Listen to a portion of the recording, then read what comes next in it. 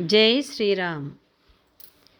జాంబవంతుడు అప్పుడు పరమ సంతోషముతో వానరులందరినీ చూచి, ఓ వానర పుంగవులారా, హనుమంతుడు అన్ని విధాలా కృతకృత్యుడై వస్తున్నాడు. కృతకృత్యుడు కాకపోతే అతని కంఠధ్వని ఇంత గంభీరముగా ఉండదు అన్నాడు. ఆ వానరులందరూ హనుమంతుడి బాహువుల వేగానికి, ఊరువుల వేగానికి అయిన ధ్వనిని, అతని సింహనాదాన్ని విని సంతోషముతో ఎగిరి గంతులు వేసినారు. ఆ వస్తువు ఉన్న హనుమంతుని చూడటానికి చెట్లపైకి ఎక్కినారు.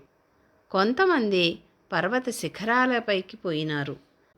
దూరదేశం నుంచి వస్తున్న వారిని చూచి మిత్రులు వస్త్రాలాడించినట్లుగా ఆ వానరులందరూ సంతోషాతిశయముతో ఆయా చెట్ల చిటారు కొమ్మలపై కూర్చుని చిన్న చిన్న కొమ్మలను ఆడించినారు.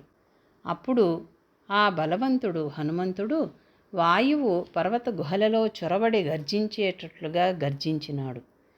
మేఘ సమూహము వలె కనపడుతున్న హనుమంతుని ఆ వానరులందరూ చూచారు. చేతులు జోడించి నిలుచున్నారు. పర్వతాకారాన ఉన్న ఆ వేగవంతుడు హనుమంతుడు చెట్లు దట్టముగా ఉన్న ఆ మహేంద్ర పర్వతముపై దిగినాడు. సంతోషాతిశయముతో మనోహరమైన గట్టున రెక్కలు నరికివేసిన పర్వతము వలె ఆకాశం నుండి దిగినాడు. అప్పుడు వానర పుంగవులందరూ మహదానందముతో ఆ హనుమంతుని చుట్టూ మూగినారు. అట్లా వచ్చిన ఆ వానరోత్తముడికి ఆ వానరులందరూ అత్యంత సంతోషముతో పళ్ళు, కందమూలాలు కానుకగా సమర్పించినారు. జై శ్రీరామ్.